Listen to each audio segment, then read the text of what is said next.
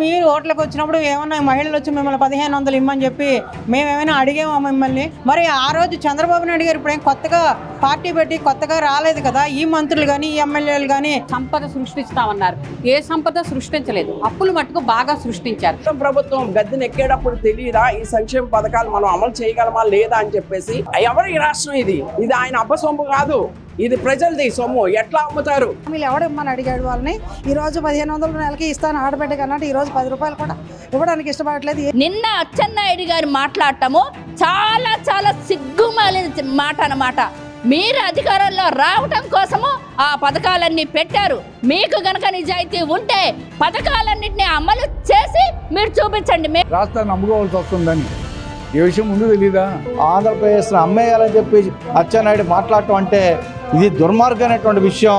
అసలు వాళ్ళకి పొంతం లేకుండా ఎన్నికల హామీలు ఏ రకంగా ఇచ్చారో అర్థం కావట్లేదు. అమలు చేయాలి అంటే ఎంత ఘోరంగా ఉందనేది వాళ్ళ నోటి అంటే వింటున్నాం. ఈ కూటమి ఇక్కడ రాష్ట్రంలో కాదు కేంద్రంలో కూడా మీ కూటమికి సత్కడ పడిపోద్ది. ఎన్నికల సందర్భంలో తెలుగుదేశం పార్టీ సూపర్ 6 అమలు చేస్తామని చెప్పారు. రాష్ట్రం ఆర్థిక పరిస్థితి బాగలేదు, అప్పుల్లో ఉంది, అయినా మేము సూపర్ 6 అమలు చేస్తాం. అందులో భాగంగా మహిళలందరికీ మేము 1500 రూపాయల చొప్పున డబ్బులు ఇస్తాం. ప్రతి మనిషికి ఇస్తాం. ఎవరికి ఒక ఇంటికి ఒకళ్ళు ఇద్దరు అని కాకుండా ఆ వయసులో ఉన్న వాళ్ళందరికీ కూడా, ఆ కండిషన్లో ఉన్న వాళ్ళందరికీ కూడా మేము 1500 చొప్పున ఇచ్చేస్తాం, ఇంట్లో ఎంతమంది ఉంటే అంతమందికి అని చెప్పారు. ఈ మాట చెప్పింది తెలుగుదేశం పార్టీ రాష్ట్ర అధ్యక్షుడు, ఈరోజు ముఖ్యమంత్రి. ఇవాళ నిన్న అచ్చెన్నాయుడు గారి ప్రకటన చూస్తే ఆశ్చర్యం అనిపించింది. ఆ ప్రకటన ఏంటంటే అది కనుక అమలు చేస్తే రాష్ట్రాన్ని అమ్ముకోవాల్సి వస్తుందని. ఈ విషయం ముందు తెలీదా? గతంలో జగన్మోహన్ రెడ్డి గారు ఈ పథకాలు పెట్టేటప్పుడు విమర్శించారు. మీరు అంతకు మించిన పథకాలు పెట్టినప్పుడు ఎలా అమలు చేయాలో తెలియదా? మీరు 40 ఏళ్ల ఎక్స్పీరియన్స్ ఉన్న నాయకులు కదా, మీ పార్టీ కొత్తగా వచ్చిన పార్టీ కాదు కదా. మరి కూటమి కూడా 3 పార్టీలు కలిపి ఉన్నాయి కదా. మరి ఎందుకు దీన్ని ఈ మాట అన్నాడు? అచ్చెన్నాయుడు గారు అన్నారా లేదా? ఏఐ పెట్టిందని అంటారా? ఏఐ ద్వారా వచ్చిందంటారా? కొన్ని ఖండించండి. మేము అనలేదని అచ్చెన్నాయుడు గారితో మాట్లాడి డబ్బులు అమలు చేయించండి. ఈ డబ్బులు ఇప్పించండి మహిళలందరికీ. అలాగే ఆర్టీసీ బస్ ఛార్జీలు కూడా అందరికీ, రాష్ట్రంలో అందరికీ ఉచితం. మహిళ అయితే చాలు, రాష్ట్రంలో ఎక్కడికి వెళ్ళినా అమలు చేసే బాధ్యత నాది అని చంద్రబాబు నాయుడు గారు ఇట్లా తట్టుకుని మరీ చెప్పారు. ఇవాళ ఎవరున్నారు? జిల్లాకే పరిమితం అన్నారు. మరి మహిళలకి జిల్లాలో పరిమితం ఏంటి? మీ అత్తగారి ఇంటికి వెళ్తానికి, మీ పుట్టి ఇంటికి వెళ్తానికి, మీరు ఏదైనా షాపింగ్కి వెళ్తానికి, మీ ఇతర పెళ్ళిళ్ళకి వెళ్తానికి, అన్నిటికీ ఎక్కడికైనా వెళ్ళొచ్చు అని చంద్రబాబు నాయుడు గారు పేరునే చెప్పారు. మరి పుట్టిల్లు జిల్లాలో ఉంటుందా? లేకపోతే మెట్టినీళ్ళు జిల్లాలోనే ఉంటుందా? పెళ్ళిళ్ళు జిల్లాలోనే అవుతాయా? మరి చంద్రబాబు నాయుడు గారు మాట మార్చడం కరెక్ట్ కాదు. కాబట్టి వీటి మీద కూడా ఖచ్చితంగా స్పష్టత ప్రజలకు ఇవ్వాలని చెప్పని సిపిఎం డిమాండ్ చేస్తారు. కూటమి ప్రభుత్వమే అధికారంలో రావటం కోసం అనేక పథకాలు పెట్టింది. ఓ పక్కన అభివృద్ధి, సంక్షేమం మా 2 కళ్ళు అని చెప్పి చంద్రబాబు చెప్తాను. ఈరోజు ఆంధ్రప్రదేశ్ని అమ్మేయాలని చెప్పి అచ్చెన్నాయుడు మాట్లాడటం అంటే ఇది దుర్మార్గమైనటువంటి విషయం. ఆంధ్రప్రదేశ్లో ఉన్నటువంటి మహిళల్ని అవమానపరిచేటువంటి పరిస్థితి, మోసం దగా చేసేటువంటి పరిస్థితి అని చెప్తా ఉన్నాం. మీ అధికారంలోకి వస్తే ఇది 1500 రూపాయల చొప్పున నెలకి మేము ఆడబిడ్డ పథకం ఇస్తామని చెప్పి ప్రతి మహిళకి ఇస్తామని చెప్పారు. కానీ ఈ రోజుకి కూడా అడుగు ముందు పడలా. ఉచిత బస్సు పండగలు అయిపోతా ఉన్నాయి. రేపు ఆగస్టు 15 అని చెప్తాను, జిల్లా పరిధి అంటా ఉన్నారు. తల్లికి వందనం 46 లక్షల మందికి ఇస్తామని చెప్పారు. కానీ అనేక నిబంధనలు పెట్టి ఈరోజు చిరుద్యోగులకి, కార్మికులకి, కాంట్రాక్ట్ అవుట్సోర్సింగ్ వాళ్ళకి ఈరోజు ఆ పథకం అమలు చేయనటువంటి పరిస్థితి ఉంది. కూటమి ప్రభుత్వం ఎన్నికల ముందు తన హామీలో 178 చేసింది, 16 కూడా అమలు చేయలే. ప్రజల్ని మోసం చేయడానికి ఈరోజు ప్రభుత్వం ఉంది. ఈరోజు అంబానీ గురించి, అదాని గురించి మాట్లాడుతున్నారు. ఈరోజు వేల ఎకరాల భూమిని అదానికి ఈరోజు మూలపాడు కానీ, కేతనకొండ కానీ, త్రిలోచనపురం కానీ అంతర్జాతీయ స్పోర్ట్స్ పెడితే ఇవ్వడానికి రంగం సిద్ధం చేశారు. కరివేడులో భూములు సంబంధించిన దాంట్లో ఇండోర్ సెల్ అనేటువంటి వాళ్ళకి బ్రహ్మాండమైన పంటలు పండేటువంటి భూములు ఇస్తున్న పరిస్థితి ఉంది.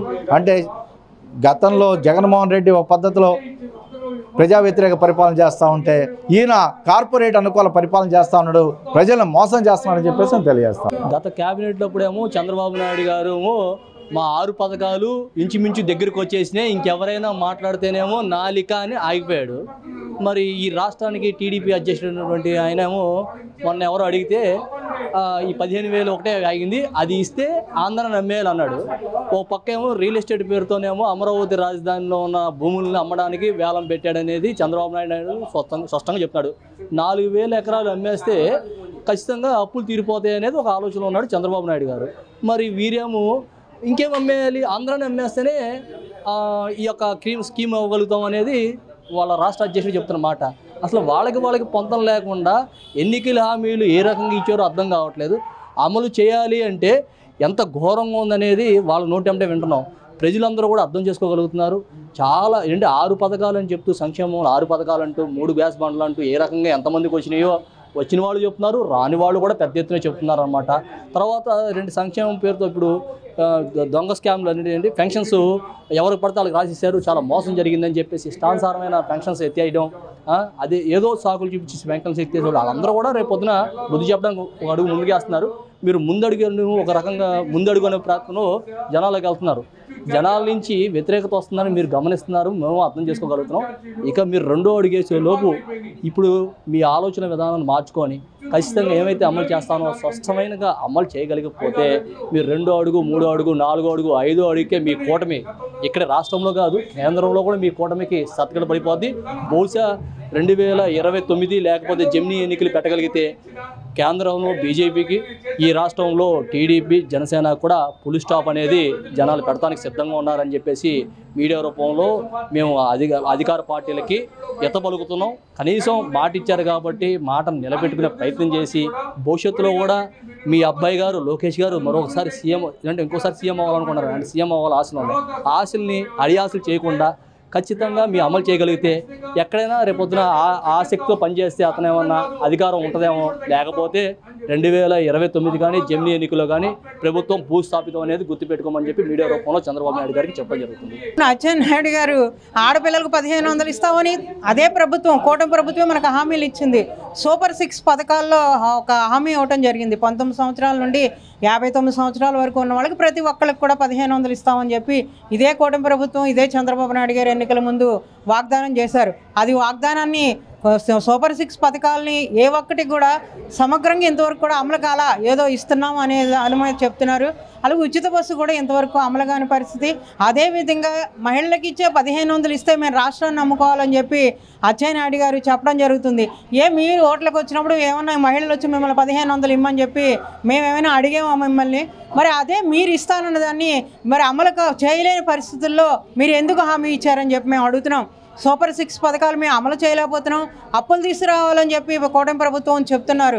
మరి ఆ రోజు చంద్రబాబు నాయుడు గారు ఇప్పుడేం కొత్తగా పార్టీ పెట్టి కొత్తగా రాలేదు కదా. ఈ మంత్రులు కానీ ఈ ఎమ్మెల్యేలు కానీ ఎప్పటి నుంచో ఉన్నవాళ్లే కదా. మరి వీళ్ళకి ఎన్ని అప్పులు ఉన్నాయి దేశంలో, ఈ రాష్ట్రంలో ఏం చేయగలమనే ఒక ఆలోచన లేకుండా మీరు ఇచ్చే పథకాలకి ఈరోజు ఇవ్వకపోగా వాటిని అవి ఇస్తే మేము రాష్ట్రాన్ని నమ్ముకోవాలని చెప్పేసి చెప్పడం చాలా సిగ్గుచేటనే విషయం. మరి ఆ మాటను వెనక్కి తీసుకొని వెంటనే మహిళలకి 1,500 అనేది వెంటనే అమలు చేయాలని చెప్పేసి మేము డిమాండ్ చేస్తాం. అచ్చెన్నాయుడు గారు ఆడబెట్టినది ఇవ్వాలంటే రాష్ట్రాన్ని నమ్ముకోవాలని ఏదైతే అంటున్నారో అది ఆంధ్రప్రదేశ్ మహిళల్ని అవమానించడమే అని నేను భావిస్తున్నాను.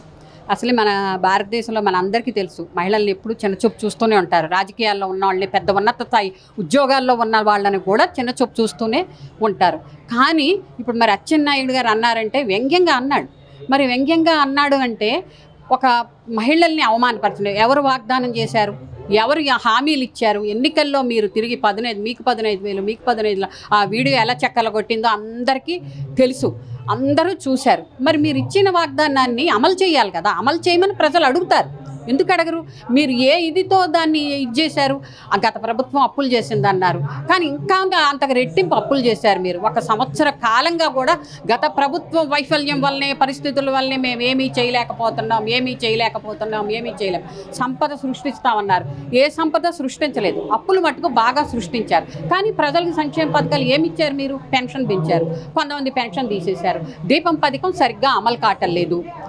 మేము చాలామంది మేము కూడా సర్వేలు చేస్తున్నాం, ఎంక్వైరీలు చేస్తున్నాము, శ్రామిక బస్తీల్లోనూ పేటల్లోనూ అడుగుతున్నాము. మాకు పడలేదు, మాకు పడిందని అన్నీ జరుగుతున్నాయి. మీకు ఇప్పుడు ఏదైతే బస్సు ఫ్రీ బస్ అన్నారు, ఆగస్టు 10 ఇచ్చారు, అది ఎట్లా చేస్తారన్నది కూడా మనకి సంక్లిష్టంగా అర్థం కావట్లేదు. జిల్లాల వరకే అంటున్నారు. మరి కనీసం తెలంగాణ ప్రభుత్వం చేసినట్టుగా చెయ్యాలి కదా. తెలంగాణ ప్రభుత్వం ఏదైతే అమలు చేస్తుందో అలా అయినా అమలు చేయండి. ఇక్కడ ఏ ఆటో వర్కులు, మోటార్ ఫీల్డ్ వర్కర్లకి ఇబ్బంది కలగకుండా వాళ్ళని ఆదుకుంటూనే మీ బస్సు ఫ్రీ బస్ పథకం అమలు చేయాలని చెప్పి మేము డిమాండ్ చేస్తున్నాం. మీరు ఏదైతే హామీ ఇచ్చారో ఎన్నికల్లో అదే ఆ సూపర్ 6 పథకాలని సంపూర్ణంగా అమలు చేయాలని చెప్పి మేము డిమాండ్ చేస్తున్నాం. సంపదను సృష్టించగలిగినటువంటి మహానుభావుడు, సంపదన సృష్టించి ఈ రాష్ట్రాన్ని ముందుకు తీసుకెళ్తానని చెప్పినటువంటి చంద్రబాబు నాయుడు గారు 13 నెలల్లో నువ్వు ఎంత సంపద సృష్టించావు, ఆ సంపద ద్వారా ఏ రకమైనటువంటి అభివృద్ధి చేయబోతా ఉన్నావు, చేసావు అనేటటువంటిది చెప్పాలి. ఎన్నికల ముందు ఆయన చెప్పాడు కదా, గత ప్రభుత్వంలో చేయలేదు కాబట్టి సంపదను నేను సృష్టిస్తానని. సృష్టించేటటువంటి సృష్టికర్త నువ్వు ఎక్కడున్నావు ఆలోచించి సంపదను సృష్టించు. ఈ రకమైనటువంటి ప్రకటనలు నువ్వు ఇప్పించడం అనేటటువంటిది సరైనది కాదని చెప్పి మేము అభిప్రాయపడతాం. అయితే మహిళలకి సూపర్ 6 అని పథకాలని చెప్పేసేసి మహిళా ఓట్లు వేసుకొని గద్దెనెక్కించిన ఈ కూట ప్రభుత్వం ఈ రోజు వచ్చేసరికి మహిళలకి డబ్బులు ఇవ్వాలనేసరికి ఆంధ్రప్రదేశ్ అమ్మేయాలనే పరిస్థితికి వచ్చింది. కూటమి ప్రభుత్వం గద్దెనెక్కేటప్పుడు తెలియదా ఈ సంక్షేమ పథకాలు మనం అమలు చేయగలమా లేదా అని చెప్పేసి. అందులో సీఎం ముఖ్యమంత్రి గారు 12 సంవత్సరాలు ముఖ్యమంత్రిగా చేసిన ఆయన, ఎంతో అనుభవం కలిగిన ఆయన, మనకి ఈ ఖజానా లేనప్పుడు మనం ఎలా ఇస్తామని చెప్పి తెలియకుండానే మేనిఫెస్టో పెట్టారా ఎన్నికల్లో అని మేము అడుగుతున్నాము. ఆయన చెప్పిన వాగ్దానాలు మాకు ఖచ్చితంగా నిర్వర్తించాలి.